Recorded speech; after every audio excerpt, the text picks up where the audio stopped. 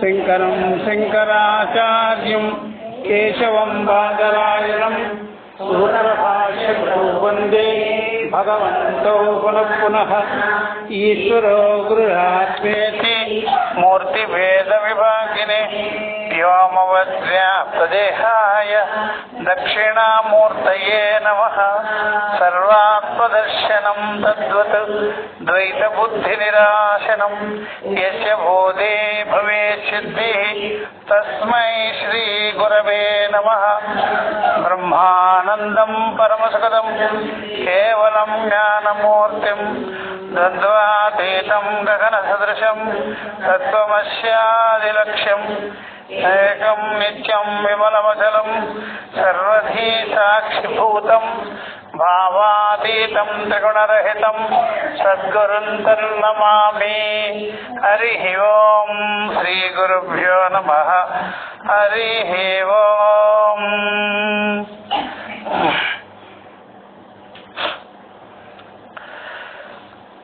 మనం ఈ రోజు నుంచి కూడా ఈ యొక్క బాదరాయణ మహర్షి వారి యొక్క సూత్రములు బ్రహ్మసూత్రములు, దీన్నే వేదాంత సూత్రములని, ఉత్తరమీమాంస సూత్రములని చెప్తారనమాట. ఈ ప్రకారంగా దాన్ని మనం ప్రారంభం చేసుకుంటున్నాము. ఈ సూత్రము, భాష్యము ఇవన్నీ 555 సూత్రాలు ఉన్నాయి. దాంట్లో మొదట్లో 4 సూత్రాలే ప్రధానమైనది అనమాట. అయితే 4 సూత్రాలే కాకుండా మిగిలిన సూత్రాలన్నీ కూడా 501 సూత్రం కూడా తెలుసుకుంటే అన్ని ఉపనిషత్తులు, స్మృతులు, పురాణాలు, వాటిలో దేవతా ఉపాసనలు అన్నీ కూడా చర్చ చేసినారు వేదవ్యాస మహర్షి. దానిపైన ఆదిశంకరాచార్య వారు వ్యాఖ్యానం కూడా చేశారు అనమాట, అంటే భాష్య రాశారు.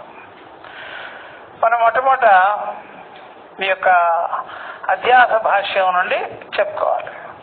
సూత్రములు వేరు, భాష్యము వేరు. సూత్రాలు వచ్చేటప్పటికి అతాతో బ్రహ్మ జిజ్ఞాస అని ప్రారంభమవుతుంది. కానీ ఆ వేదాంత సూత్రములు అర్థం అవ్వాలంటే అధ్యాస మీమాంస జరగాలి, అధ్యాస విచారం జరగాలి. ఈ అధ్యాస ప్రతిజ్ఞా భాష్యము, అధ్యాస యొక్క ప్రతిజ్ఞ. అధ్యాస అంటే ఏమిటి, ఆ అధ్యాస వల్ల ఏముంది అనే దాని గురించి శంకరాచార్య వారు ఎక్కడా కని విని ఎరుగని పద్ధతిలో ఆయన ఈ యొక్క వేదాంత సూత్రాలకి అధ్యాస భాష్యాన్ని రాశారన్నమాట. అధ్యాస భాష్యం లేక విద్యా భాష్యము అన్నా కూడా ఒకటే అన్నమాట. దీన్ని చెప్పుకునే దానికి ముందుగా ఒక మంగళాచరణ శ్లోకాలు కూడా ఉంది. సర్వాత్మ సర్వదృగ్యోసౌ సర్వాధ్యాస నిరాసకృత సతతం సన్నిధత్తాం మే హృదయే పరమశివ. సర్వాత్మ సర్వదృక్ సర్వాధ్యాస నిరాసకృత సతతం సన్నిధత్తాం మే హృదయే పరమశివ. ఈ సర్వాత్మ స్వరూపము, సర్వదృక్ అందరికీ కూడా, బ్రహ్మ మొదలుకొని పిపీలిక పర్యంతము కూడా సర్వదృక్కుగా ఉన్నాడు సర్వాత్ముడు. ఈ యొక్క అసలు సర్వాధ్యాస నిరాశకృతం. ఈ జ్ఞానము, సర్వాత్మ జ్ఞానము, సర్వభూతములు యందు ఉండే దృక్కు జ్ఞానము ఎప్పుడైతే మనకు కలుగుతుందో అధ్యాస నివృత్తి అవుతుంది. తాడును తెలుసుకోగానే పాము నివృత్తి, సర్పభ్రాంతి నివృత్తి జరిగినట్టుగా అది మే హృదయే సతతం సన్నిధత్తాం పరమశివ. ఎల్లప్పుడూ నా హృదయంలోనే ఆ సన్నిధానంగానే యో వేదనిహితం గుహాయాం పరమే యోమన్ అట్లుగా ఆ ప్రకారంగా సన్నిధానంలోనే నా యొక్క హృదయ సన్నిధానంలోనే ఆ పరమశివుడు పరమాత్మ ప్రకాశిస్తూ ఉన్నాడు. ఆయన నుండి ఈ అధ్యాస తొలగించుకోవడమే ఇక్కడ ఆ జ్ఞానం కలిగించుకోవడం.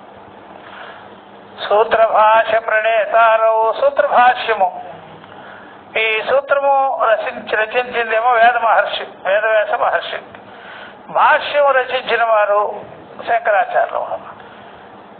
వీళ్ళిద్దరూ వేదాంతాబ్జ ప్రభాకరో, వేదాంతము అనేటువంటి ఈ యొక్క దానిలో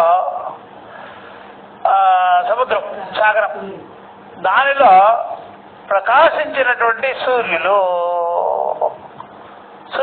ఎట్లాగైతే వేదవ్యాస మహర్షి సరాసరి సూర్యుడైతే ఆ సూర్యుడి యొక్క ప్రతిబింబము సముద్రంలో పడినట్టుగా. కాబట్టి ఇద్దరు కూడా సూర్యుడు సూర్య ప్రతిబింబము, ఇద్దరు కూడా సూర్యులు. అట్లాగా అలాంటి వందే పరస్పరాత్మానవు నేను నమస్కరిస్తున్నాను. ఆ ఇద్దరు ఈ యొక్క బాదరాయణ శంకరుల పరమాత్మ స్వరూపులైనటువంటి పరమాత్మవే అయినటువంటి ఆ బాదరాయణ శంకరుని నేను నమస్కరిస్తున్నాము. మనకు కూడా రోజు అది చెప్పుకునేటువంటి సంప్రదాయ శ్లోకాల్లో కూడా ఉంది కదా, ఏమని సూత్ర భాష్య వందే, అట్లాగా ఈ ప్రకారంగా నమస్కరిస్తున్నామని. భాష్యం యద్యపి పూర్ణమేవ బహుభిః వ్యాఖ్యాత పూర్ణం బుధైః అస్మిన్స్తేపి తథాపి మోహభగవత్ యదా ద్వైతాది వైమచ్యతః అధ్యాసైక నిరూపణేన నిఖిలం భాష్యార్థమాతన్వతి స్వాత్మానంద విధాయనే చ సుగమా వ్యాఖ్యాన కేశాముదే.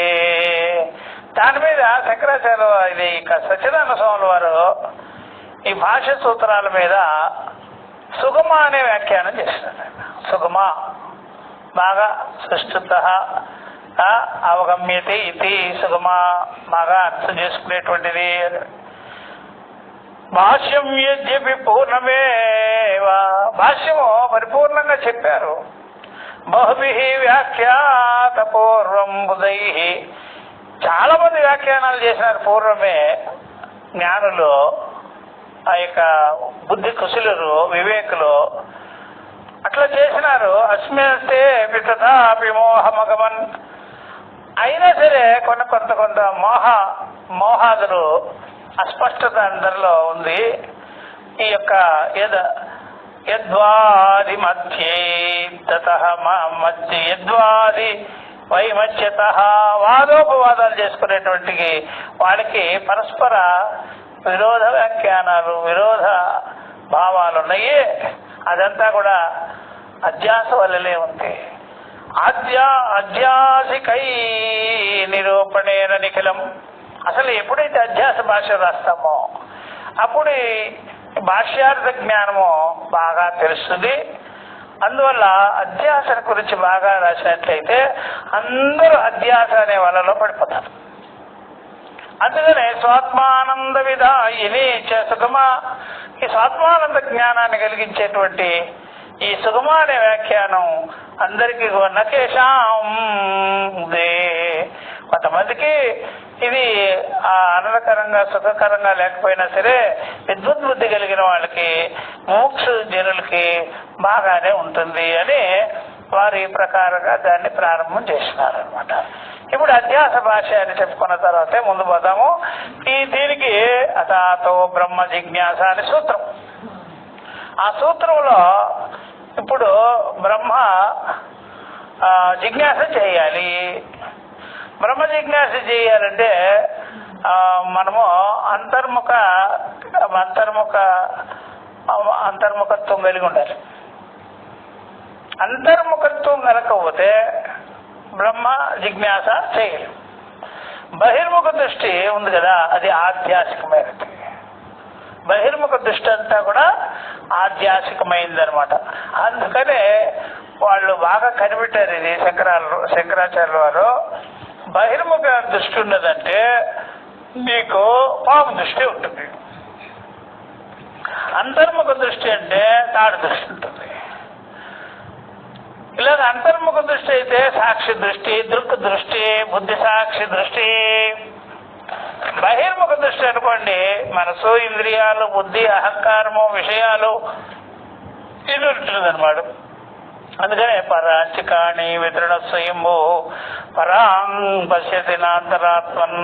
బహిర్ముఖమైనటువంటి ఇంద్రియాలకి బాహ్య విషయాలు తప్ప అంతర్ముఖ దృష్టి, అంతర్ముఖ జ్ఞానం, అంతరాత్మ జ్ఞానం కలగదు. కాబట్టి అధ్యాస భాష్యం రచించాల్సిందే అని పెట్టారు. అధ్యాస భాష్యంలోనే ఈ ఆరోపాలన్నీ తొలగిపోతే అప్పుడు దేని యందు అధ్యాస జరిగిందో ఆ జ్ఞానము, ఆత్మజ్ఞానము కలుగుతుంది అని ఆయన ప్రారంభం చేస్తున్నారు అనమాట. ఇది ఎక్కడా లేనటువంటి అధ్యాస భాష్యాన్ని శంకరాచార్యుల వారు రచించారు. అంటే వారికి కొన్ని సూచనలు కనిపించాయి ఉపనిషత్తుల్లో. ఇదంతా అధ్యాస గురించి చాలా సూక్ష్మంగా చెప్పినారు, బాగా సమర్థించేటట్టుగా బాగా చెప్పలేదు. అన్ని చోట్ల మాయ అంటారు, అవిద్య అంటారు. కానీ దాని మీదే ముందు వ్యాఖ్యానం చేసినట్లయితే అప్పుడు మొత్తం సర్వోపనిషత్తులు మనకి ఓపెన్ అయిపోతాయి, వ్యక్తం బాగా చేసుకోవచ్చు అనే విధంగా స్వతంత్ర రూపంగా అధ్యాస భాష్యం రచించారు ఆదిశంకరాచార్యుల వారు. ఇంతవరకు ఏ మహర్షి సాహసించలేని విధాన్ని శంకరాచార్యుల వారు చూపించినారు. కాబట్టి మనం అధ్యాస భాష్యం చెప్పుకొని ముందుకి పోతాం. యుష్మదస్మత్ ప్రత్యయ గోచరయో విషయ విషయిణో తమ ప్రకాశవత్ విరుద్ధ స్వభావయో ఇతరేతర భావానుపపత్తౌ సిద్ధాయాం తద్ధర్మాణమపి సుతరాం ఇతరేతర భావానుపపత్తిః యుష్మదస్మత్ ప్రత్యయ గోచరయోః. ఇది షష్ఠి అన్నమాట. షష్ఠి యుష్మదస్మత్ ప్రత్యయ గోచరయోః విషయ విషయిణోః తమ ప్రకాశవత్ విరుద్ధ స్వభావయోః ఇతరేతర భావానుపపత్తౌ సిద్ధాయాం తద్ధర్మాణమపి సుతరాం ఇతరేతర భావానుపపత్తిః. కాబట్టి ఇక్కడ ముందు ఆయన ఏం చేశారంటే యుష్మత్ ప్రత్యయము, అస్మత్ ప్రత్యయము అని. యుష్మత్ అనేటువంటి తలంపు, అస్మత్ అనేటువంటి తలంపు, దానికి విషయం ఏంటి? యుష్మత్ అంటే ఏమిటి? యుష్మత్ అనే తలంపు భావము, అస్మత్ అనే తలంపు భావము. అంటే యుష్మత్ అంటే నీవు అని అర్థం, అస్మత్ అంటే నేను అనేటువంటిది. నేను అస్మత్ అనగానే నేననే, యుష్మత్ అనగానే నీవనే. వినల్వా? యుష్మత్ అనగానే నీవు, అస్మత్ అనగానే నేను అని అర్థం అనమాట, అని అర్థం. అది ఎలా ఉంటుందంటే అంటే విషయ విషయినోహ అనమాట. విషయము విషయి. విషయం అంటే తెలియబడేది, విషయం అంటే తెలుసుకునేవాడు, విషయి అంటే తెలుసుకునేవాడు. విషయము అనగానే తెలియబడేది, విషయి అనగానే తెలుసుకునేవాడు. అదే అనమాట. తెలుసుకునేవాడు ఎప్పుడు ప్రకాశమానంగా ఉంటాడు. జ్ఞాన రూపంగా ఉంటాడు, చైతన్యవంతమై ఉంటాడు. తెలియబడేది అచైతన్యంగా ఉంటుంది. తెలియబడేది విషయమై, దృశ్యమై, జడమై ఉంటుంది అన్నమాట. అందువల్ల విషయ అనేది చైతన్యము ఆత్మ, విషయం అనేది అచైతన్యము అనాత్మ, నామరూపాలు విషయము.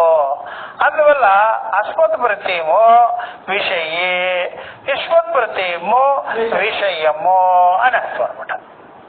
అస్మత్ ప్రత్యయము విషయే, యుష్మత్ ప్రత్యయము విషయము అని అర్థం అనమాట. కాబట్టి ఒకటి అస్మత్ ప్రత్యయం అనేది ప్రకాశవంతమైనది, ప్రకాశం. ఏదేది ప్రకాశమో అది తెలుసుకునేది, ప్రకాశింపజేసేది. యుష్మత్ ప్రత్యయం అనేది తెలియబడేది, అప్రకాశం. అప్రకాశం. యుష్మత్ ప్రత్యయము అప్రకాశము, అస్మత్ ప్రకాశము అస్మత్ ప్రత్యయము ప్రకాశం. కాబట్టి ఏదేది అస్మత్, ఏదేది ప్రకాశమో అది ఆత్మ, అచైతన్యం.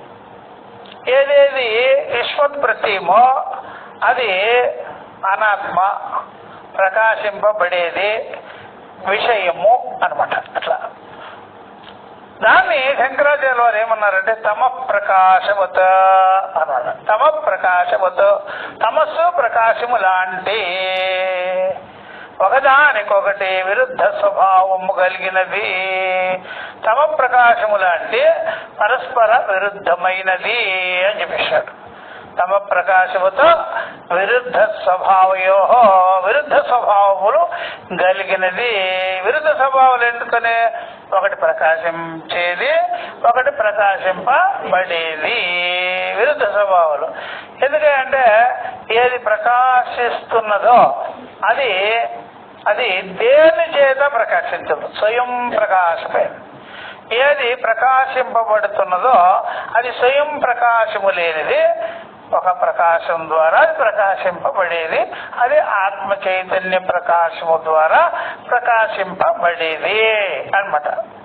కాబట్టి పరస్పర విరోధం ఉన్నది, పరస్పర భేదం ఉన్నది. విరుద్ధ స్వభావయో ఇతరేతర భావానుభవతో, ఒకదానికొకటి భావము అనుభవతో, ఒకదానికొకటి భావాలు ఏదైతే ఉందో అది చూసారా. ఒకటేమో ప్రకాశమేమో చీకటి కాదు, చీకటేమో ప్రకాశం కాదు. పరస్పర భావ అనుభవతో, పరస్పర భావాలు కుదరవు. ఒక ప్రకాశములో, ఆ ప్రకాశములో కూర్చోరాదు, ఇక్కడ కూర్చోరాదు. కాబట్టి కనుక తమస్సేమో ఎప్పుడు ప్రకాశం కాదు, అది భావానుభవం. ప్రకాశమేమో తమస్సు కాదు, ప్రకాశమేమో తమస్సు కాదు, ప్రకాశం తమస్సు కాదు, తమస్సేమో ప్రకాశం కాదు. ఇతరేతర పరస్పర, ఇతరేతర మీన్స్ పరస్పర భావ అనుపత్తి. పరస్పర భావము సంభవము కాదు, ఒకదానికొకటి కాదు, ఒకదానికొకటి కాదు. అది అదే, ఇది ఇదే. అన్వయ వ్యతిరేకాలతో కూడా అది అదే, ఇది ఇదే. ప్రకాశం ఉంటేనే ఆ యొక్క ప్రకాశింపబడేది, ప్రకాశం లేదు ప్రకాశింపబడదు, ప్రకాశం లేకదు ప్రకాశింపబడదు. ప్రకాశింపబడేది ఉందా లేదా అనే దానికి ప్రకాశమే కారణం. అందువల్ల పరస్పర భావాలు ఒకదానికొకటి విరుద్ధము, పరస్పర భావాలు ఒకదానికొకటి విరుద్ధమై ఉన్నది. ఇలాగా మనం వివేకం ద్వారా, యుక్తి ద్వారా, అనుభవం ద్వారా సిద్ధమైంది మనకి. ఇది మనకు తెలుస్తున్నది. ఇతరేతర భావానుభూతో సిద్ధాయా. అందువల్ల యుష్మత్ ప్రత్యయము, అసమత్ ప్రత్యయము, తమస్సు విషయము, విషయి తమస్సు, ప్రకాశము, పరస్పర భావములు, పరస్పరము విరుద్ధములు, పరస్పర భావములు పరస్పర విరుద్ధములు అని తేలింది, సిద్ధమైంది, తేలింది అనమాట. అంతేకాదు ఇంకనూ చూడండి, తద్ధర్మాణమపి సుతరాం ఇతరేతర భావానుపత్తి, వాటి ధర్మాలు కూడా, తత్ ధర్మాణమపి వాటి ధర్మములు కూడా స్వయం ప్రకాశమైనటువంటి ధర్మము చైతన్యమునుది, ఆత్మది. ఇది స్వయం ప్రకాశమే లేదు, మరో స్వయం ప్రకాశము లేనిది ఎవరు యుష్మత్ ప్రత్యయమో ఆ విషయమో అనాత్మ, తమస్సు జడము. స్వయం ప్రకాశం లేదు. ఏది స్వయం ప్రకాశమే లేదో తన్ను తానే ప్రకాశించుకునేది, తన్ను తానే తెలుసుకోలేనిది ఇంకొక దాన్ని తెలుసుకునేదానికి కుదరదు. అందువల్ల వాటి ధర్మాలు కూడా ఒకదానితో ఒకటి చేరదు, ఒకదానితో ఒకటి కలవదు. ఆ ధర్మం వేరు, ఈ ధర్మం వేరు. పరస్పర ధర్మాలు వేరువేరు, పరస్పర ధర్మాలు వేరువేరు. ధర్మాణమపి సుతరాం ఎన్నటికీ, సుతరాం ఎన్నటికీ ఎప్పటికీ, ఇతరేతరము పరస్పరము సంభవము కాదు, కలవదు, కలవనే కలగదు. అనుపత్తి అసంభవ. వాటి ధర్మాలు కూడా ఒకదానితో ఒకటి కలవదు. జడ ధర్మాలు జడమే గాని జడ ధర్మాలు చైతన్యంలో కలవదు. చైతన్య ధర్మం ఏదైతే ఉందో స్వయం ప్రకాశమైనది, సూక్ష్మమైనటువంటిది, నిత్యమైనటువంటిది, నిర్వికారమైనటువంటిది, ఆ ధర్మం ఏదైతే ఉన్నదో స్వరూపముగా అది కూడా అనాత్మ ధర్మమైన విశ్వత్ ధర్మమైన అలాగే విషయమైన దానితో కలవనే కలవదు. అంటే చైతన్య ధర్మము అచైతన్య ధర్మము వేరు వేరు, కలవనే కలవు. జడ చైతన్యములను విచారిస్తున్నాడు, జడ చైతన్యములను విచారిస్తున్నాడు. ఏమేం పేర్లు పెట్టారు అంటే యుష్మతు అస్మతు, విషయము విషయి. అంటే మెయిన్ ఇదే. దానికి ఏం చెప్పారు? లక్షణం తెలుపుతారు. ఇవన్నీ లక్షణాలు. విషయము విషయి లక్షణాలు కాదు అవి, అవి స్వరూప విషయాలు. వాటి లక్షణాలు ఏదైతే ఉందో బాహ్య విషయం, అది లక్షణాలు బాహ్య విషయం, ఇదేమో స్వరూప విషయం. అట్లా కాబట్టి దాన్ని ఏమన్నారంటే తమస్ ప్రకాశం అన్నారు. అట్లాగే జడ చైతన్యములు అని చెప్పారనమాట. ధర్మానం వాటి ధర్మాలు కూడా కలవదు అనమాట. వాటి ధర్మాలు కలవదంటే ఎప్పటికీ కూడా కలవనే కలవదు. మీరు ఎంత తపస్సు చేసినా తలకిందులైనా కలవదు. ఇంకా జడ ధర్మాలు మన మీదకి రాదు. అందుకనే ఈ జడ శరీర ధర్మాలు ఆత్మధర్మాలు కాదు, విషయ ధర్మాలనే. ఇదంతా జడ ధర్మాలు. విశ్వత్ ప్రత్యయం ప్రకాశింపబడేది, ఆ ధర్మం కూడా మనకు రాదు. అంటే బాహ్య ధర్మాలు మనకు రావు. అది విషయాలు కావచ్చు, ఇంద్రియాలు కావచ్చు, దేహం కావచ్చు, ప్రాణం కావచ్చు, మనోధర్మాలు కావచ్చు, ఇవన్నిటిని కలిపి విశ్వత్ అంటారు. నీవు అని, అదే అని. అదంతా కూడా అనాత్మ విషయాలు, విషయ ధర్మాలు. అది ఆత్మ ఎందుకు రానే రాదు. ఇక్కడే ఆయన వేదాంత విషయాలంతా, సమస్త వేదాంత విషయ సారాన్ని ఇక్కడే పెట్టారు శంకరాచార్య. విస్మత్ అస్మత్ ప్రతిలో వాటి ధర్మాలు కూడా కలవదు అని చెప్పేశారు. సుతరాం ఎన్నటికీ కూడా ఎప్పటికీ కూడా, సుతరాం అనే మాట చూడు, ఎన్నటికీ కూడా ఎప్పటికీ కూడా భూతోన భవిష్యత్తు అన్నట్టుగా కలవనే కలవదు అన్నట్టు. కలవనే కలవదంటే నేను ఇది నాది ఇది అని ఎలా చెల్లుబడే అవుతాయి. ముందు ఇక్కడ కొట్టాడు దెబ్బ. ఇక్కడ దెబ్బేసేటప్పుడు మొత్తం వేదాంతం అంతా కుప్పకూలిపోయా. వేదాంతంలో వాదోపవాదాలు. ఎవడు వేదాంతం జోలికి రావద్దురా, మళ్ళీ జన్మ స్థితి భంగము అది ఇది సంసారం గొడవలు గందరగోళం చెప్పద్దు. కలవని విషయాల గురించి ఏం మాట్లాడతారు మీరు? ఇట్లా వివేకం చేసుకోండి, మొత్తం ఎగిరిపోద్దాం. ఉపదేశాదయం వాదో జ్ఞాతే ద్వైతం న విద్యతే అయిపోయా. అందుకని అధ్యాస భాషలో చెప్పగానే అంటే కొట్టగానే కొట్టించినట్టు అర్థమైందా? మొత్తం అధ్యాస భాష ఓపెన్ చేసేది అయిపోయింది సంగతి. కానీ ఆయన మేము ముందుకు పోవాలా వద్దా అంటాడు. మేము ముందుకు పోవాలా వద్దయ్యా? రాసిన వారే సిగ్గుపడాలి. సూత్రం రాయమంటావా వద్దా? రాసి పెట్టావు కదా, దానికి నేను రాస్తా లేక. అందువల్ల నీ ఓటోళ్ళకి ఇచ్చినావు భాష్యం చేయమని. నువ్వు అధ్యాస భాషలను కొట్టావు కదయ్యా దెబ్బ. 550 సూత్రాలు ఏమి నడపం ఇంకా. అర్థమైందా? అధ్యాస భాషలోనే సకల వేదాంత సారభూత సంగ్రహాన్ని పెట్టేశాడు శంకరవారు. అట్లా అనమాట. అది మనం ఒక్క సెంటెన్సే చెప్పుకుంది. ఇప్పుడు తది వివరణ ఇస్తున్నాడు చూడండి. అసలు మెయిన్ ఇదే ప్రతిజ్ఞ. ప్రతిజ్ఞ చేసినాడా, ఆ ప్రతిజ్ఞ అలాగే ఉందన్నమాట. కలవనే కలవదు. మీరు చెప్పినారుగా కలవనే కలవదు. కలవనే కలగదంటే బంధం ఏంటి, మోక్షం ఏంటి? ఇంకా అనవలేండి ఆ మాట. ఏదో తెలియకుండా అన్నాము. అదే నా ప్రతిజ్ఞని మీరు సవాల్ చేయండి, రాసొద్దామా? నేను చేసే ప్రతిజ్ఞ ఏం ప్రతిజ్ఞ సార్? కలవనే కలవదు. కలవనే కలవదు అంటే నాకు అజ్ఞానం అంటావు, సంసారం అంటావు, ధీరుడు అంటావు, అవన్నీ ఏం మాట్లాడే కలవనే కలవదా?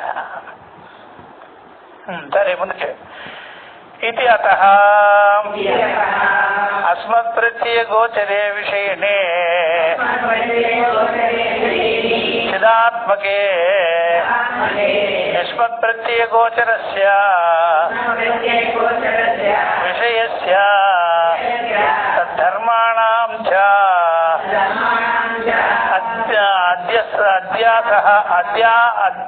అధ్యాసః తద్విపర్యేణ విషయిణః తద్ధర్మాణాం చ విషయే అధ్యాసః మిథ్యా ఇది భవితుం యుక్తం. ఇప్పుడు ఆయన దీన్ని ఏమంటారు? గుర్తు విప్పుచున్నాడు అనమాట.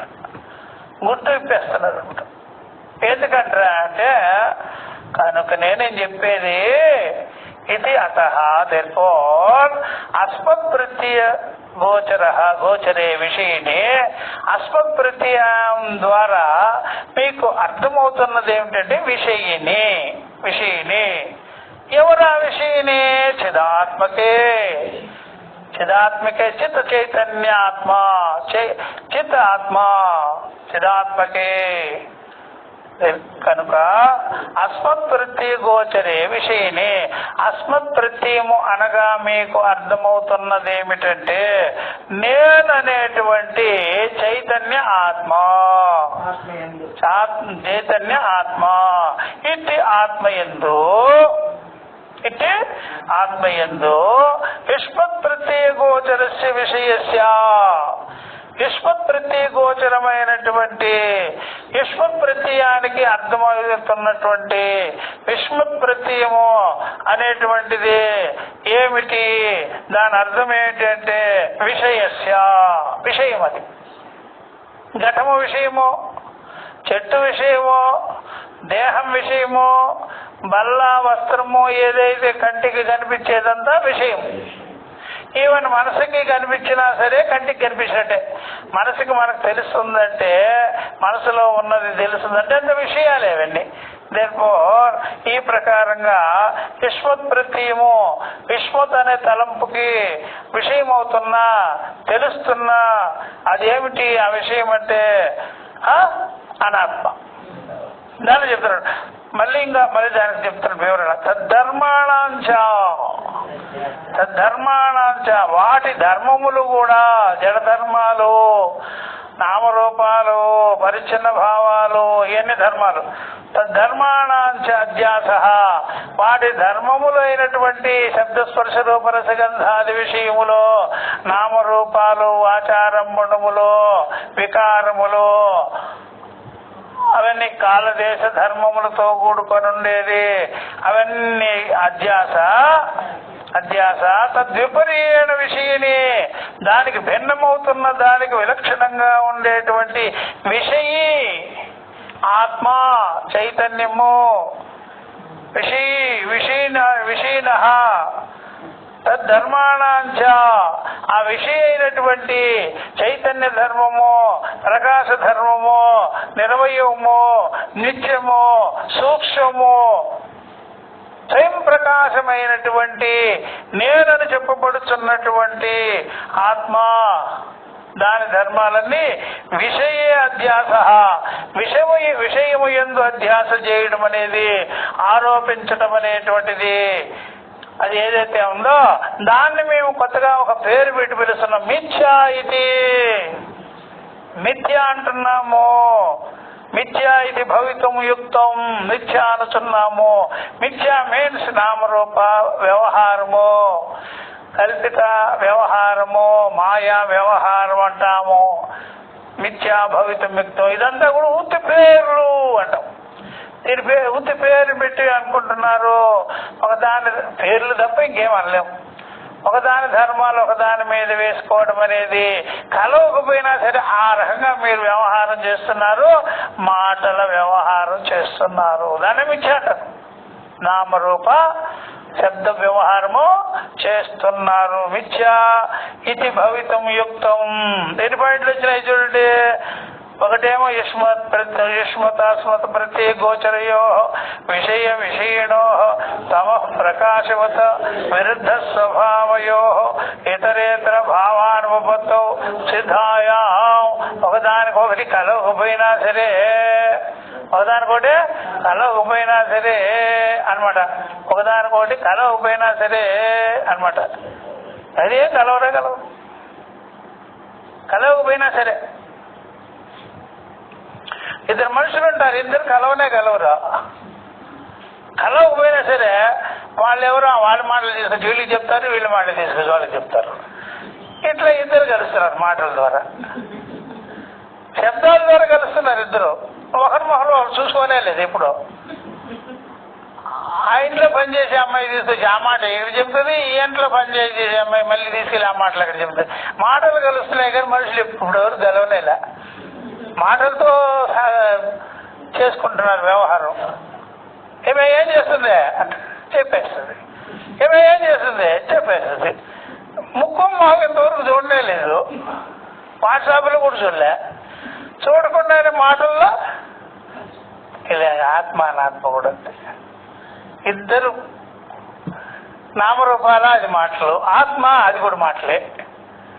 ఇద్దరు కలిసినారంటే కలవలే. మరి కలిపినారు కదా మీరు మాటల ద్వారా కలిపినారు కదా. ఆ మొహం నువ్వు చూసినావా? చూడకుండా నా మాటలు తీసుకొచ్చి అక్కడ చెప్పే, ఈవిడ మాటలు తీసుకొచ్చి అక్కడ చెప్పే. ఇద్దరు కలిసినారు కదా మాటల ద్వారా. అది చూసినారా? అది అస్మత్ ప్రత్యయము యుష్మత్ ప్రత్యయము శబ్ద వ్యవహారం తప్ప ఇంకేం. అందుకనే ఆ శృతి అలా అనింది. ఏమన్నా వాచారం గుణం వికారో నామధేయం మృచిక ఇచ్చేవ సత్యం ఇవన్నీ పట్టుకున్నాడు శంకర. పట్టుకొని అధ్యాస భాష రాశాడు. ఊరికే సొంతంగా ఎక్కడి నుంచి వస్తుంది ఆయనకి. చూసేది శృతులు ఏమేమి చెప్పినారని చూసేసి అవన్నీ తీసుకొని అధ్యాస భాష బాగా కనిపిస్తుంది నాకు అని రాసిపడే. అందరు దిమ్మ తిరిగింది. ఎట్లా కనిపెట్టినావు నువ్వని? అగో చూడు, ఒక మట్టిని పట్టుకొని ఇన్ని రకాల వ్యవహారాలు చేస్తున్నారు. భగవంతుడు మీరు ఎప్పుడైనా చూసినారా, చేసినారా? ఆయన మీద ఈ జగత్తంతా వేసేసినారేమిటి అట్లా. అందుకనే తద్ధర్మాణాంచ అధ్యాస తద్విపర్యేణ విషయనే దానికి భిన్నమవుతున్న వ్యతిరేకంగా ఉండే విషయనే తద్ధర్మాణాంచ విషయే, ఆ ధర్మాలనంతా విషయములో అధ్యాస చేయడం అనేటువంటిది మిథ్యాభవితం యుక్తం. ఇది మిథ్యా అంటాము. ఇది మిథ్యగా ఉన్నది. మిథ్యగా అంటే లేనిది కాదు, ఏదో శబ్దాల కారణే గాని మరొక్కటి ఏమీ లేనే లేదు. శబ్దకారణి అయ్యా అని చెప్పేసి అదేదా అట్లా అట్లా అనమాట. ఏం జరుగుతుందో ఏమో ఎవరికి తెలీదు. పేపర్ మాత్రం భలే వస్తుంటుంది, ఏమేమో న్యూస్ రకరకాలుగా చెప్పేస్తుంటారు. రకరకాలుగా బుర్రలు వేసుకొని మనం కూడా కన్ఫ్యూజ్ అయిపోతుంటాం. అట్లా అదేనా. ఇప్పుడు చూడండి, తథాపి అన్యోన్యస్మిన్ అన్యోన్యాత్మకత అన్యోన్య ధర్మాస్య అద్యస్య ఇతరేతర వివేకేన కామ. సరే, తథాపి అయినప్పటికీ కూడా వెరీ సింపుల్ గా చెప్పుకోవచ్చు మనము. అయినప్పటికీ కూడా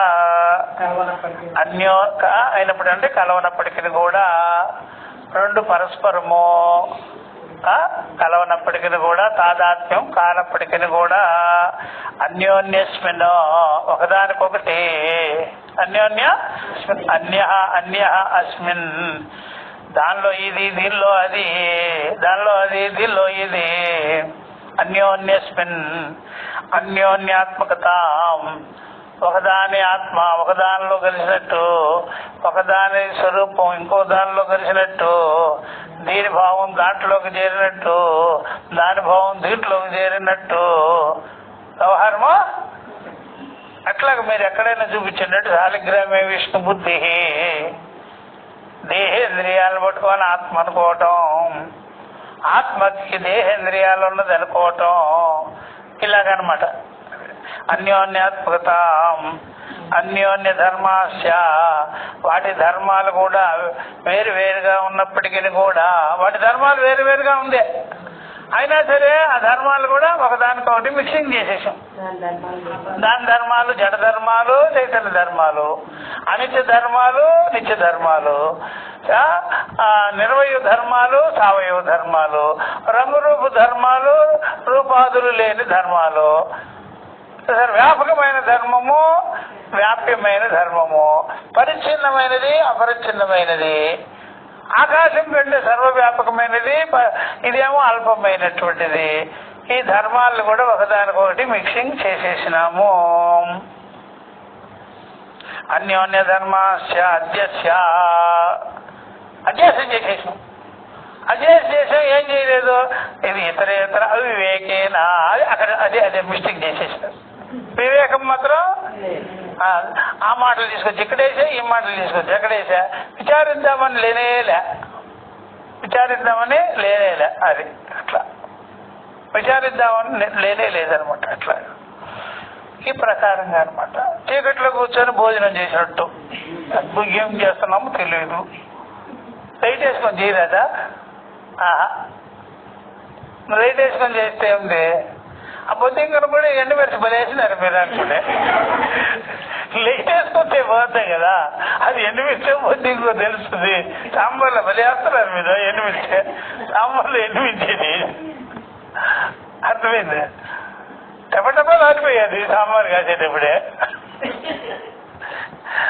ఇతర అవివేకేనా దాని ధర్మాలు దీని ధర్మాలు, దాని జ్ఞానం దీని జ్ఞానం, అవివేకేనా వివేకం చేయలే, వివేకం చేయలే. వివేకం చేదే శాస్త్రం అన్నమాట, గురువు అన్నమాట. ఆ వివేకం చేయకుండా అత్యంత వివిక్తయోహో, అదే ఎట్లా ఉంది, వివిక్తయోహో అత్యంత వివిక్తయోహో ధర్మధర్మిణోహో, దేని ధర్మం దానికి వివిక్తముగా ఉంది, విడివిడిగా ఉంది, కలవకుండా ఉన్నాయి. చైతన్య ధర్మం చైతన్యది, జడ ధర్మం జడంది, దాని స్వరూపం దీని స్వరూపం వేరువేరుగా ఉంది, కలవదే కలవదు. వివిక్తము అంటే విడివిడిగా, ట్రాన్స్పరెంట్ గా క్లియర్ గా ఉన్నది. అది సూక్ష్మము, ఇది స్థూలమనే తెలుసుకునేవాడు తెలియబడేది, అది కూడా క్లియర్ గా లేదా. నేను తెలుసుకునేవాడిగా ఉన్నానా, తెలియబడేవాడిగా ఉన్నానా? తెలుసుకునేవాడిగా ఉన్నాను. నాకు తెలియబడేది ఏంటి? తెలిసిపోతుంది కదా, అది కూడా తెలుస్తున్నది. నాకు తెలియబడేది ఏమిటో అది కూడా తెలుస్తున్నది. కంటి ముందు కాదు, లోపల నుంచి చెప్పు. మనసు తెలియబడుతుందా లేదా చెప్పు, బుద్ధి తెలియబడుతుందా లేదా చెప్పు, నీ అహంకారం తెలియబడుతుందా లేదా చెప్పు. ఎందుకు తెలియబట్టలేదు? అది నీ అహంకారం నుంచి తెలియబడుతూనే ఉంది. ఇంద్రియ విషయాలు ఎందుకులే, అది తర్వాత చూద్దాం. ముందు లోపల నుంచి రా. లోపల నుంచి నీ అహంకారం తెలుస్తుంది, బుద్ధి తెలుస్తుంది, మనసు తెలుస్తుంది, మనోభావాలు తెలుస్తుంది, ప్రాణం తెలుస్తుంది, ప్రాణ చేష్టలు తెలుస్తున్నది, ప్రాణాపాన వ్యాన ఉదాహరణ వాయువులన్నీ తెలుస్తున్నది కదా క్లియర్ కట్గా. మరి ఎందుకు తెలియటం లేదు? అర్థమైందా? అత్యంత వివిక్తయోహో, అక్కడ నుంచి మనీళ్ళు ఇట్లా వేసి కట్టేస్తారు. అత్యంత వివిక్తయోహో,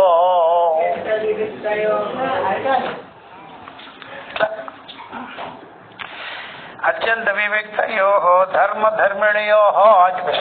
అత్యంత వివిక్తంగా ఉంది. వివిక్తం అంటే అర్థమేంటి? విడివిడిగా, స్పష్టంగా ఉంది. విడివిడిగా స్పష్టముగానున్నది. విడివిడిగా స్పష్టముగానున్నది. చిత్తనే అచిత్తని, చిత్తనే అమృతమని. చిత్తు అచిత్తు చూసారా? ఇంకోటి ఏంటి? సత్తు అసత్తు. ఇంకోటి ఏంటి? అనృతము అనృతము అసత్యము, అనృతము అనృతము ఉండు. ఒకటేమో అనృతం అబద్ధం, ఒకటేమో సత్యం. ఎట్లా తెలుస్తుంది? స్థూలము సూక్ష్మం క్లియర్గా ఉంది. ఒకటేమో మరణించేది, ఒకటి మరణం దానిది. ఇట్లా ఉన్నది కదా. ఇవన్నీ శృతిలో బాగా చెప్తారు. ఇప్పుడు మాత్రం మనకు తెలిసేది ఏంటంటే, ఒకటేమో తెలుసుకునేది చైతన్యమైనది, ఒకటేమో తెలియబడేది అచైతన్యమైనది. ఇదే ఇక్కడ మెయిన్. ఇదే తెలియబడేది, తెలుసుకునేది.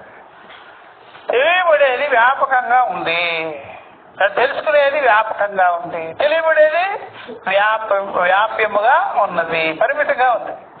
తెలుసుకునేదానికి వ్యాపకత్వం ఉంది. ఏదేది తెలుసుకుంటూ ఉన్నదో, దేని తెలుసుకుంటూ ఉన్నదో, ఆ తెలుసుకునేది ఎప్పుడు కూడా తెలియబడే వాటినే తెలుసుకుంటాం. జగత్తంతా తెలియబడేది, జగత్తంతా తెలియబడేది. జగత్తులో తెలియబడేది లేదు, జగత్తులో తెలుసుకునేది లేదు. జగత్తునే తెలుసుకుంటుంది అది. కాబట్టి ఏది తెలుసుకుంటుందో అది జగత్తు అంతర్గతంగా లేదు. తెలుసుకునేటువంటిది ఏదైతే ఉందో అది జగత్తు లోపల లేదు. అప్పుడు మనకి శరీరం లోపల తెలుసుకునేవాడు ఉన్నాడు అనే మాటకి అర్థం లేదు. తెలుసుకునేవాడు లోపల ఉన్నాడు, బయట ఉన్నాడు, అది దానికి అర్థం. తెలుసుకునేవాడు ఎలా ఉన్నాడు? లోపల ఉన్నాడు, బయట ఉన్నాడు. కాబట్టి తెలుసుకునేవాడే చిదాత్మ, తెలియబడేదే అచిత్తు, జడము, అనృతము, అచైతన్యము, అనాత్మ. ఇలాగా తెలియబడేది, తెలుసుకునేవాడు వివిక్తయోహో అత్యంతముగా అత్యంతముగా బాగా ధర్మ ధర్మిణియోహో. ధర్మము ధర్మి. ధర్మి అనేది ఎప్పుడైనా ఆధేయము. ధర్మిణ అనేటువంటిది ఏదైతే ఉందో ధర్మి ఆధారము. ధర్మ ధర్మిణియో ధర్మిణి ధర్మాన్ని మోస్తున్నది, ధర్మాన్ని మోస్తున్నది. కాబట్టి ధర్మిణి అనేటువంటిది ఆధారము, ధర్మము అనేది ఆదేయము, కార్యం. ఆదేయము కార్యము, ధర్మిణి అనేది కారణము అని అట్లా అన్నిటికీ చెప్పేసినాడు. ఇవన్నీ విశేషణ పదాలు. అత్యంత వివిక్తయో ధర్మ ధర్మిణియో. టేబుల్ మీద పెట్టింది తెలుసా? ఆ టేబుల్ మీద పెట్టిన దానికి ఎవరు ఆధారమో? టేబుల్. అట్లాగా ధర్మ ధర్మిణియో ధర్మిణోహో. కాబట్టి ఈ ప్రకారంగా ఈ యొక్క ధర్మము ధర్మిణి ఆ ధర్మిణి యొక్క అది వివిక్తంగా ఉంది, అత్యంత వివిక్తంగా ఉంది. అందుకనే ఇది మీరు ఆ ప్రకారంగా ఇలాగా ఆధారము ఆదేయమో చైతన్యము జడము ఆత్మ అనాత్మ విషయము ఇదంతా ఇంత క్లియర్ కట్ గా ఉన్నా సరే, ఉన్నా సరే, పరస్పర విరుద్ధముగా ఉన్నా సరే, దాన్ని కలుపుకోవడము, కలిపి వ్యవహారం చేయడము అది మిథ్యాజ్ఞాన నిమిత్తం వల్ల జరిగింది. మిథ్యాజ్ఞాన నిమిత్త చూసారా? మిథ్యాజ్ఞానం అంటే తప్పు తెలివి. ఇది తప్పు తెలివి అనమాట. ఇప్పుడు పొరపాటు అనేదానికి తప్పు తెలివి అనేదానికి తేడా ఉందనమాట. పొరపాటు అనగానే ఒక రకంగా మరుపు అనమాట. తప్పు తెలివి అనగానే తెలివిలోనే నువ్వు పొరపాటు చేసేసి, తెలివిలోనే మిస్టేక్ ఏర్పడింది. అది నీ యొక్క తెలివే విపరీతంగా ఉంది, అధ్యాసగా ఉంది, అజ్ఞానంగా ఉంది. దీన్నే మిథ్యాజ్ఞాన నిమిత్త. మిథ్యాజ్ఞాన నిమిత్తం అంటే ఆరోపితమైన జ్ఞానము వలన. మిథ్యాజ్ఞాన నిమిత్త అంటే ఆరోపితమైన జ్ఞానము వలన నువ్వు సత్యానృతే, సత్యము అనృతం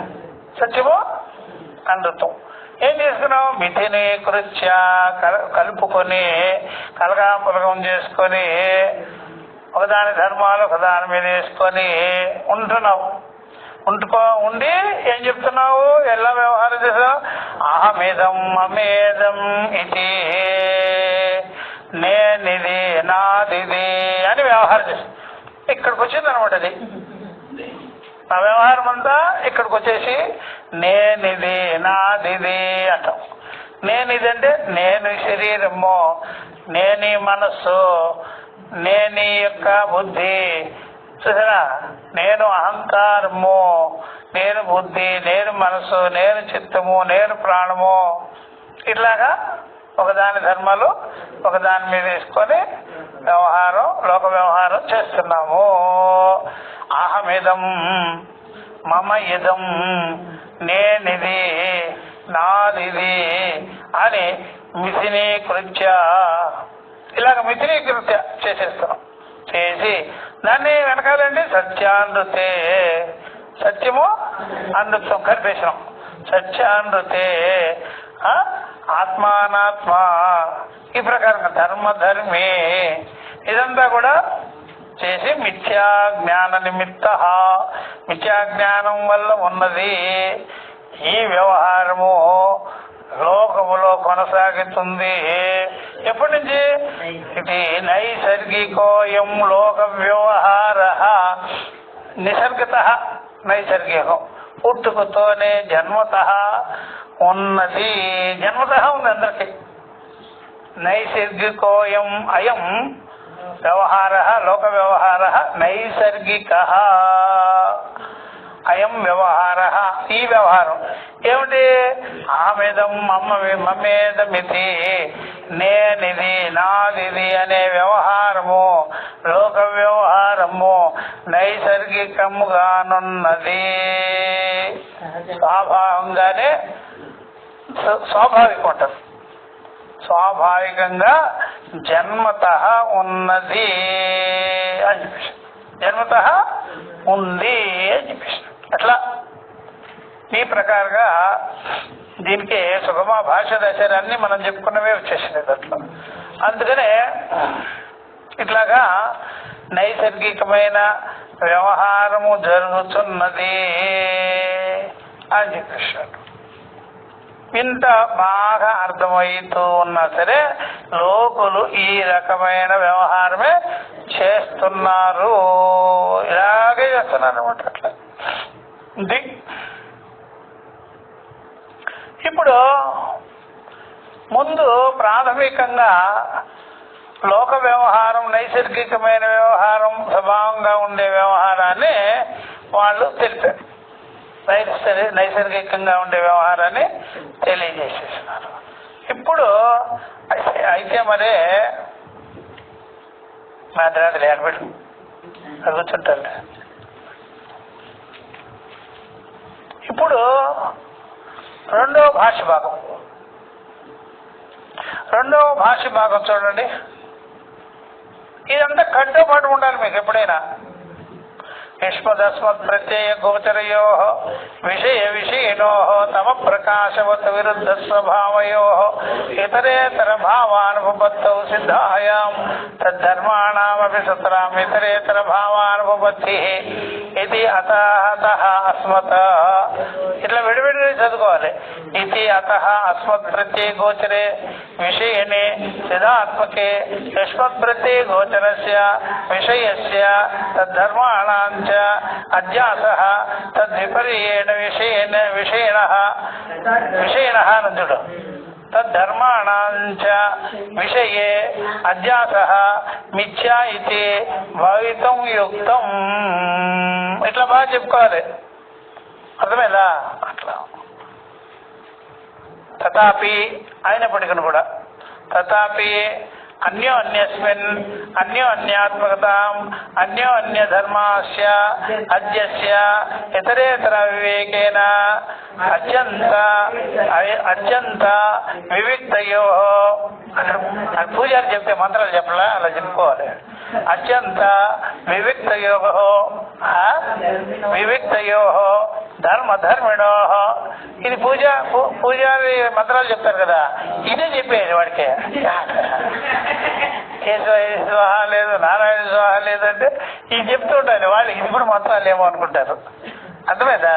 అట్లా అత్యంత వివిక్తయో ధర్మిణయో మిథ్యా జ్ఞాన నిమిత్త సత్యానృతే మిథునీకృత్య అహమిదం మమేదమితి నైసర్గికోయం లోక వ్యవహార. ఫైనల్ ఇక్కడికి వచ్చింది చూసినారా? ఇదంతా కలిపి ఇలా ఉంది. నేనిది నాదిది అనే స్వాభావికమైన జన్మతః ఉండే వ్యవహారం ప్రతి ఒక్కరికి ఇది ఉంది.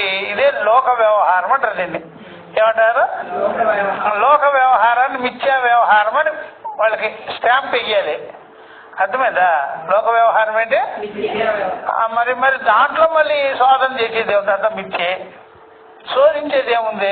వాడు చెప్పేది కరెక్ట్, వీడు చెప్పేది కరెక్ట్ కాదు అనేది ఏముంది? మొత్తం కలిపి స్టాంప్ పడేసినాం కదా. ఏమని? మరి ఇంకెందుకో ఇంక వినేది ఏముంది అక్కడ? అంతా కలిపి మిథ్యా వ్యవహారం, ఆత్మానాత్మల వివేక వ్యవహారం. ఇదంతా దీంట్లో సారం గీరం ఏమీ లేలే. అట్లా ఇప్పుడు చెప్తానండి రెండో భాష్య భాగం. అధ్యాస లక్షణ భాష్యం అంటారు శంకర. ఇప్పుడు ఈ సత్యనారాయణ స్వామి రాసింది అధ్యాస లక్షణ భాష్యం చెప్తారు. అధ్యాసకు లక్షణం చేసినాడు ఆయన. అధ్యాస ఎట్లా ఉంటుంది అని చెప్తున్నాడు చూడండి. ఆహా ఇప్పుడు చెప్తున్నాడు చూడండి అంటున్నాడు. కోయం అధ్యాసో నామ ఇతే ఉచ్యతే. అయితే కహ అయం అధ్యాస నామ ఇది. అయితే అధ్యాస పేరేమిటి? అధ్యాస అంటే ఏమిటి? అధ్యాస నామ అంటే అధ్యాస పేరేమి కాదు. అధ్యాస అంటే ఏమిటి? అధ్యాస అంటే ఏమిటి? దాని వివరం చెప్పండి అంటున్నాడు అనమాట. అధ్యాస అంటే ఆరోపం అనమాట. అధ్యాస అంటే ఏంటి? ఆరోపం. ఉచ్యతే అని చెప్తున్నాము అంటే చెప్తున్నా. ఇది లక్షణం ఉన్నాడు, గొప్ప లక్షణం ఇది. ఈ లక్షణాన్ని మించి ఇంకేది ఉండదు. దాని తర్వాత సమన్వయం చేసేస్తారు. స్మృతి రూప పరత్ర పూర్వదృష్టావభాస. స్మృతి రూప పరత్ర పూర్వదృష్ట అవభాస. ఇది శంకరాచార్యుల వారు చేసిన అద్భుతమైనటువంటి అధ్యాస లక్షణము. అధ్యాస లక్షణం. పరత్ర స్మృతి రూప, పరత్ర పూర్వదృష్టోభాస స్మృతి రూప. చూసారా? స్మృతి రూపమైనది ఒకటి, అది ఓన్లీ స్మృతి. స్మృతి అంటే నీకు మనసుకు వస్తుంది, మనసుకు వచ్చేదంతా స్మృతి అంటాం. మనసుకి ఏది వస్తుందో స్మృతి. మనసుకి జ్ఞానం ఒక్కటే రాదు, స్మృతి వచ్చేది. అసలు జ్ఞానం ఎప్పటికీ రాదు. డైరెక్ట్ గా ఏం చేస్తాడంటే తడుముకోకుండా నేను అంటాడు, అది జ్ఞానం. మిగిలినవన్నీ నేనిది నేనిది నేనిది, అది స్మృతి అనమాట. నేనిది అనేది ఉంటుంది, నేను అనేది వేరు, నేను ఇది అనేది వేరు. సహజంగా అందరికి వచ్చేది ఏంటి? నేనిది నేనిది నేనిది, ఇది స్మృతి రూపం. ఆరోపం జరిగింది ఇట్లా. సరే, నేను అనే మాట విలక్షణంగా ఉంటుంది.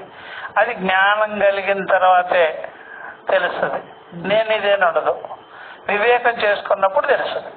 వివేకం చేసుకోనప్పుడు నేను ఇది అని వస్తుంది కదా, అది స్మృతి రూపం. ఇప్పుడు మనకు స్మృతి రూపంలో కంటిన్యూటీ ఉంది. అధ్యాస అనువృత్తి ఉంది, అధ్యాస అనువృత్తి ఉంది. స్మృతి రూపమైనటువంటి అధ్యాస అనువృత్తి ఉంది మనలో, అర్థమైందా? అట్లా.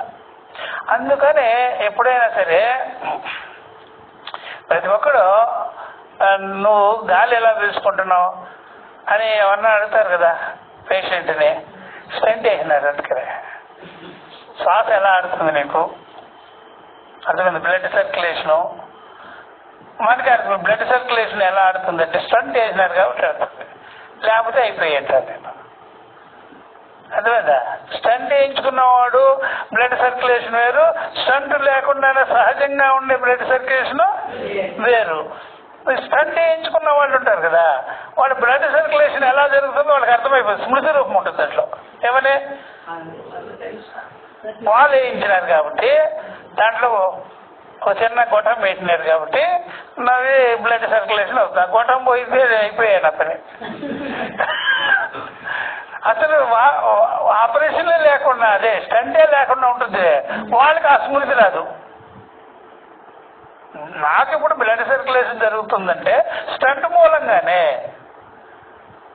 ట్యూబ్ తగిలించేసినారు దానికి. అది దానివల్ల అలా అటు ఇటు బ్లడ్ ఆడుతుంది, లేకపోతే ఏమైపోయాడు. ఈ హార్ట్ కంప్లైంటే లేకుండా ఉండే వాళ్ళు ఏమనుకుంటారు? వాళ్ళకి ఈ స్మృతి లేదుగా, వీళ్ళకి ఈ స్మృతి ఉందిగా. అట్లా అనమాట. సంసారికి ఏం స్మృతి ఉంటుందంటే నేను దేహేంద్రియాలతో కూడుకొని ఉన్నాను, స్టంట్ వేసుకున్నారు వీళ్ళు కూడా, స్వభావంగా వేసుకొచ్చినారు వీళ్ళు. నేను దేహేంద్రియాలతో ఉన్నాను, భార్య బిడ్డలతో ఉన్నాను, నేను సంసారిని, సుఖి దుఃఖి పాపి, ఇది ఆల్రెడీ పుట్టుకలోనే స్టంట్ వేసి పంపించేసినారు వీళ్ళు. జ్ఞానం కలిగించుకున్నారు అనుకోండి, నేనిది నాదిది అనే స్టంట్ తీసేసి ఉంటారు గురువులు. ఏం లేదు, సహజంగా ఉండవు. అర్థమైందా? అది కాబట్టి ప్రతి ఒక్కరిలోనూ ఈ అధ్యాస స్మృతి ఉన్నది. అధ్యాస దేహేంద్రియ ధర్మాలు చూసారా, ఈ శ్లోకమోహాదులు ఇవన్నీ వేసుకొని ఉన్నారనమాట. ఆల్రెడీ వేసుకొని వచ్చారు. ఈ జన్మ నుంచి అనుకోకూడదు, జన్మ నుంచి అనగానే అనేక జన్మలు ప్రాప్తం అనమాట. ఇది చూసారా? అట్లా దీన్ని చెప్తాను చూడండి. స్మృతి రూపమై ఉంది మనకుండే జ్ఞానము అజ్ఞానము. అదేంటే స్మృతి రూపము.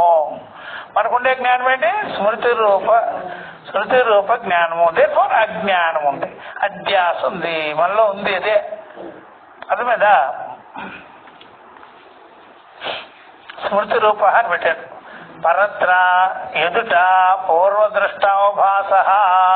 పరత్ర పూర్వదృష్ట అవభాస. పూర్వదృష్ట అవభాస. పూర్వం మనకి ఏదైతే పూర్వము, ఇప్పుడు ఈ దృష్టాంతం చెప్పుకొని పోతాం. ముందు ఎదురుగా ఉండేది ఏదైతే ఉందో దానిని ఇంకొక దృష్టితో చూడటము, ఆ స్మృతి ఉంది. ఎదురుగా తాడు ఉంది కదా, ఆ తాడుని మనం ఏమనుకున్నాం, అక్కడ ఉండే పాముని దాని మీద వేసాము. ఎక్కడో ఉండే అడవిలో ఉండే పాము, పాములు వాడి దగ్గర ఉండే పాము, అడవిలో ఉండే పాము, పాములు వాడి దగ్గర ఉండే పాము, ఎదురుగా ఉండే తాడు మీద వేషామో పరత్ర పూర్వదృష్ట అవభాస స్మృతి రూప. అనేక జన్మల నుండి వేసుకున్న అధ్యాసం మన దగ్గర ఉంది. అనేక జన్మల నుండి వేసుకున్న అధ్యాస మనలో ఉంది అన్నమాట. దాన్నే పరత్ర పూర్వదృష్ట అవభాస. దాని యందు పరత్ర అంటే ఎదురుగా, పరత్ర అంటే మీన్స్ ఎదురుగా పూర్వదృష్ట అవభాస తత్స్మృతి రూప. అదే స్మృతిలో ఉంది అన్నమాట. అంటే ఎదురుగా ఉండే విషయము, గతంలో తెలుసుకున్న విషయము, చూసిన విషయాన్ని ఆరోపణ చేసి పెట్టాము. ఆ స్మృతి మనలో ఉంది. ఇదివరకు విన్నవి, ఇదివరకు అనుభవించినవి, ఇదివరకు చేసినవి, ఇదివరకు ఆరోపితమైనది అదే మన యందు స్మృతిగా ఉన్నది. అదేనా, ఇది అనువృత్తం కూడా అవుతుంది కంటిన్యూటీగా.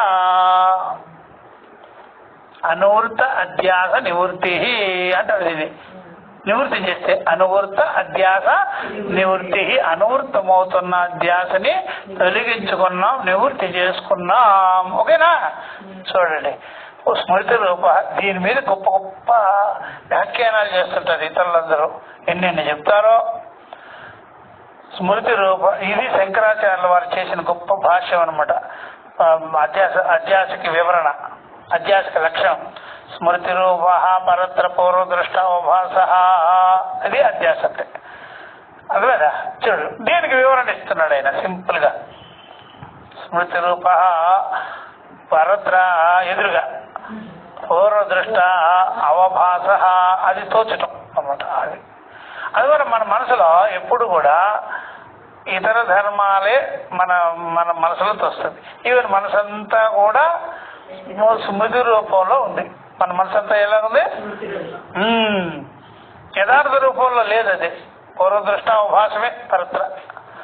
మన మనసులో అంటే పరత్ర. మన మనసులో అంటే పరత్ర. ఎదురుగా అయితే పరత్ర, ఎదురుగా తాడైతే పరత్ర. దాంట్లో పాము పూర్వదృష్ట అవభాస. అది మనకి స్మృతి ఖచ్చితం. ఇప్పుడు మనం పరత్ర అనేదాన్ని ఏమనాలి? ఈ అంతఃకరణంలో ఉండేటువంటిది ఏదైతే ఉందో పూర్వదృష్ట అంటే పూర్వము మనము తెలుసుకున్నది. అదే మనకి మనసులో కొనసాగుతూ ఉన్నది. అవభాస. అర్థమైందా? స్మృతి రూప పరత్ర పూర్వదృష్ట అవభాస తం కేచిత్. ఈ విషయాన్ని కొంతమంది ఎలాగ అంటున్నారు, అది చెప్తున్నారు. తం కేచిత్ అన్యత్ర అన్యధర్మాధ్యాస ఇతి వదంతి. ఇట్లాగా రకరకాల వాళ్ళంతా ఈ అధ్యాసకి వాళ్ళ వివరము ఇచ్చినారు. మనకి శంకరాచార్య వారి వివరమే చాలు. మనకి వాళ్ళది ఎందుకు మనకి అని చెప్తున్నారు. కేచిత్ కొంతమంది అన్యత్ర అన్య ధర్మాధ్యాస అని చెప్తారు. ఇది వదంతి. అన్యత్ర వేరే చోట వేరేది అధ్యాస చేసుకోవడం అనమాట. ఏదైతేనేమి అధ్యాసే కదా అంటారు శంకర. ఏదైతేనేమి అధ్యాస. అన్యత్ర అనేది అన్యత్ర. ఇక్కడ అన్య ధర్మాధ్యాస. ఇక్కడ దాని ధర్మాన్ని తీసుకొచ్చి దీనిలో వేయడము అధ్యాసే కదా. ఓకే, అలాగని ముందుకు చెప్తారు. కేచిత్ కొంతమంది ఇట్లా అంటారు. అన్యత్ర అన్య ధర్మాధ్యాస ఇది వదంతి. అన్యమైన చోటు అన్యమైన విషయాన్ని ఆరోపించటమే దీన్ని అధ్యాస అంటారు. అన్యమైన చోటు అంటే తాడు. అన్యమైనటువంటి అధ్యాస అంటే పాము తీసుకొచ్చి తాడు మీద వేసుకోవడం. ఓకే, బానే ఉంది. కానీ ముందుకు కేచిత్ ఎత్ర యదధ్యాస తద్వివేకాగ్రహ నిబంధన భ్రమ ఇది అని కొంతమంది అంటారు. కేచిత్ ఇంకొంతమంది ఏమంటున్నారు, ఎక్కడ అధ్యాస జరిగిందో అక్కడ వివేకం జరిగితే సరిపోద్ది కదా. అది చేయలేకనే కదా ఇంత అయింది. అర్థమైందా? ఇప్పుడు లోకంలో కూడా అంటారు కదా, మా చీర కాలింది ఒళ్ళు కాలిపోయింది, చీర కాలిపోయింది ఒళ్ళు కాలిపోయింది. అర్థమైందా? వీళ్ళు ఏమంటారు తర్వాత, అసలు నువ్వు పొయ్యి దగ్గర పోకుండా ఉంటే ఇలా జరిగేది కదా, పొయ్యి జరిగిపోతే వంట ఎలా చేస్తారు? సరే వంట చేసినావు అనుకో, నువ్వు చీర ఊరికనే నువ్వు ఎక్కువ హోనాలు విడదీసి పెట్టావు ఎందుకని? ఇట్లాగా రకరకాలు చెప్తారు కదా. అట్లా వివేకం చేసుకోంటే గొడవ రాదు కదా. అర్థమైందా? ఇట్లాగా ఎక్కడ అధ్యాస జరిగిందో అక్కడ వివేకం అనేటువంటిది ఆ నిబంధన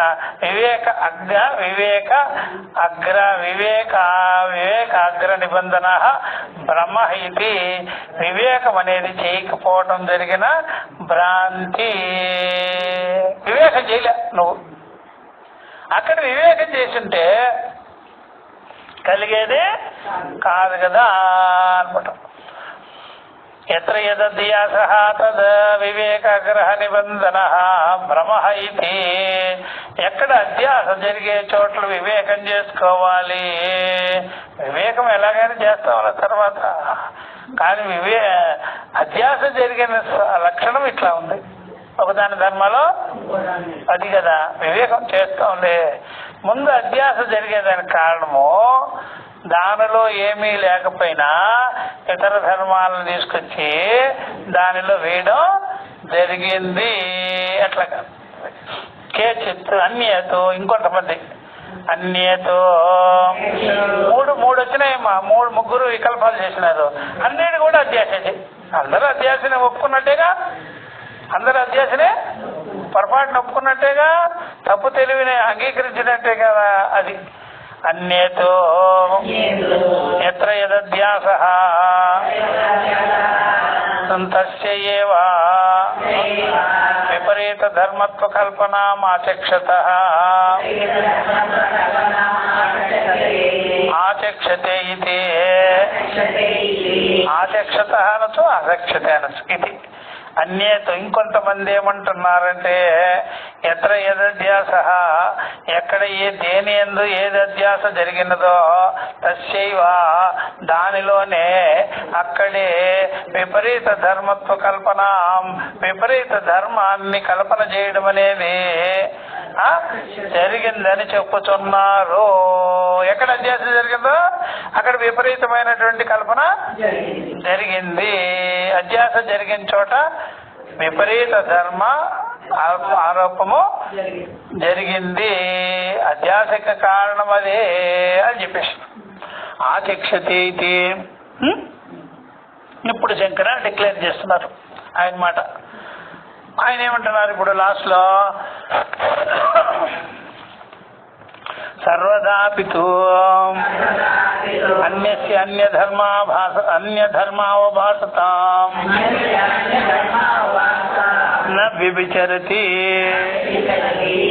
సర్వతాపి అన్ని రకాలుగా పరీక్ష చేసినా సరే, అన్ని విధాలుగా చూసినా సరే, ఎక్కడ జరిగింది ఏమిటయ్యా అంటే సర్వతాపిత్తు అన్నమాట. తు శబ్దం చేత వాళ్ళందరినీ నెగేట్ చేయడం.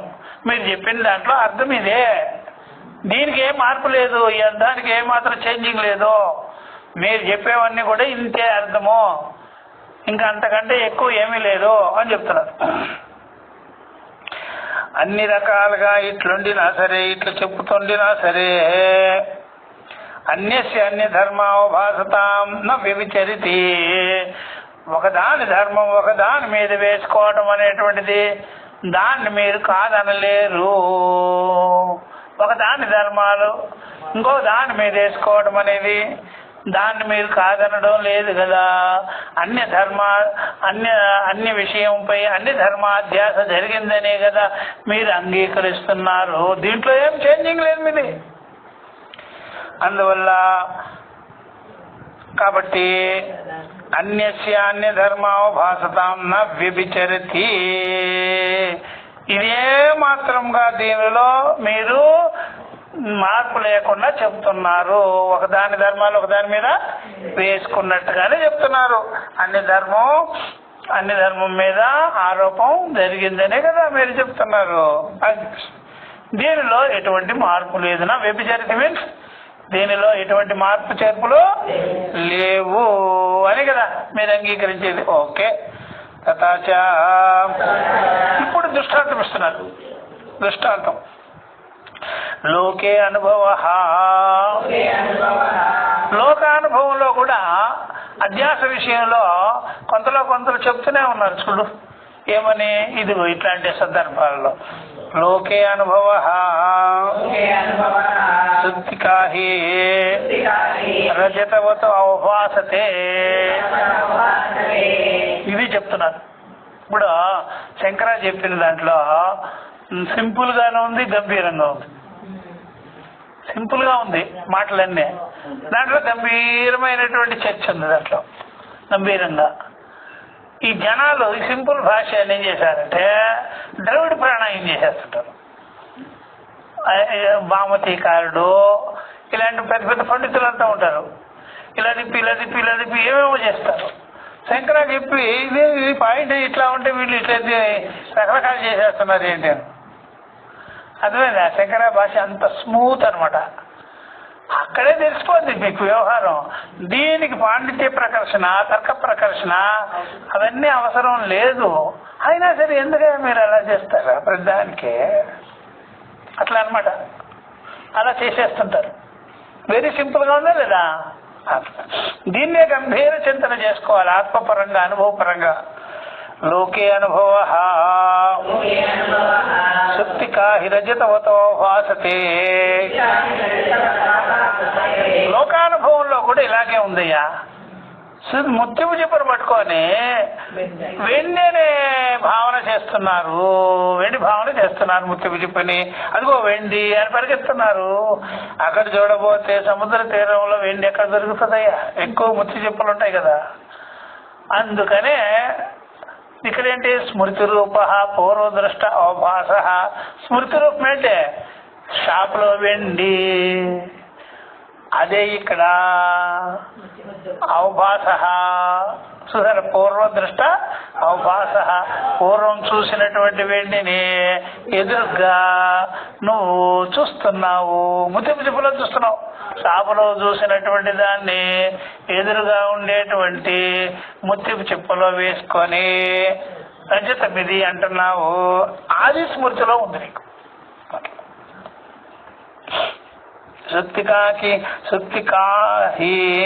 సుత్తికాహి రజతవత్ అవభాసత. రజతం ఓలే, నిజంగా రజతం కాదదే. రజతము వలే నీకు భాషిస్తున్నది, అనిపిస్తున్నది. అనిపించేవన్నీ స్మృతే, ఆరోపమే. నిజంగా ఉండేది మాత్రం కానే అట్లా. అందుకనే ఎప్పుడైనా సరే ఈ గృహ వ్యవహారాల్లో నేను ఇట్లా అనుకున్నానే, వీళ్ళు ఇట్లా అయ్యారే అంటుంటారు చూడండి. అంత కుటుంబ వ్యవహారాలన్నీ భార్య, భర్త, పిల్లలు మీరు అనుకుంటూనే ఉంటారు. ఇట్లా నేను ఇట్లా అనుకున్నానే మా అమ్మాయి గురించి, నేను ఎట్లా అనుకున్నానే మా ఆయన గురించి, నేను ఎట్లా అనుకున్నానే. చూడబోతే అనుకుంటూనే ఉండు, నువ్వు జరిగేది జరుగుతూనే ఉండు. అట్లా అనుకుంటూనే ఉంటారు. అనుకున్నానే అని అట్లా అనమాట. రజతవతో అవభాసతే, రజతములే నీకు అనిపిస్తున్నది. అది ఇంకో దానికి దృష్టాంతం ఇస్తున్నారు. ఏకశ్చంద్ర ద్వితీయవత్ ఇది. ఎప్పుడైతే మనం కళ్ళు గుడ్లు ఇట్లా అన్నప్పుడు, షేక్ చేసినప్పుడు ఒక మనిషి ఒక రూపం రెండు రకాలుగా. అలాగే ఒక చంద్రుడు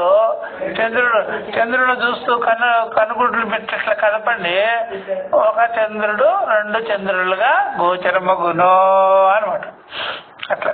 అట్లాగా ఇక్కడేమిటి చెయ్యాలంటే మనసును వికల్పాల్లో పెట్టండి, అట్లా కనిపిస్తుంది.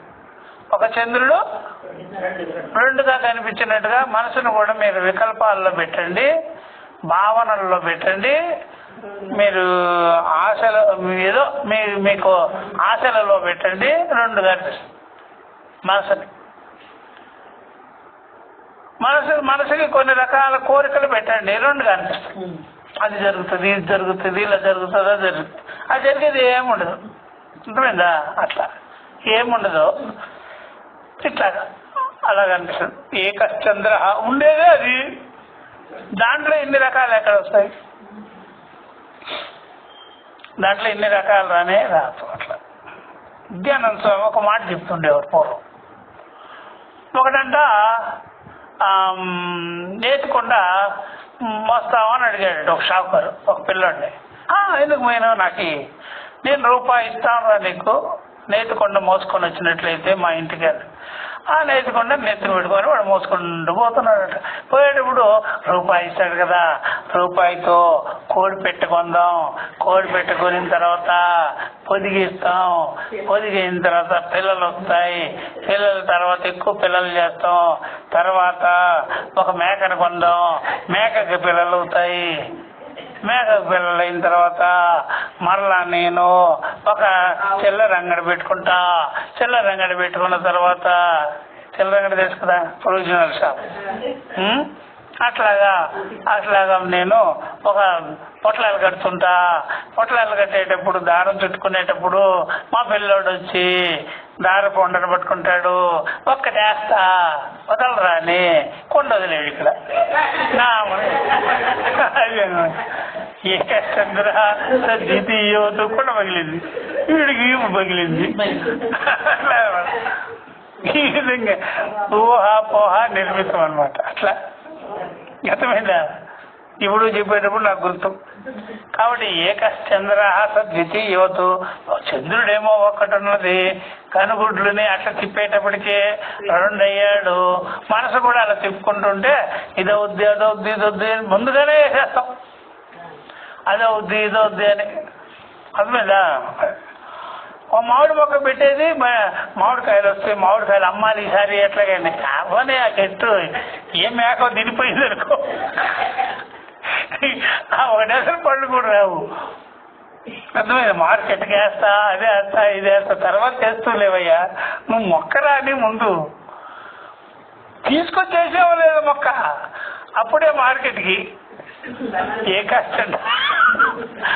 ఏకశ్చంద్ర ద్వితీయోతు, ఇట్లా కల్పనా లోకంలో ఉంటారు ప్రతి సంసారి, గృహస్థ, అదనమాట లోక వ్యవహారం ఇది. ఏకశ్చంద్ర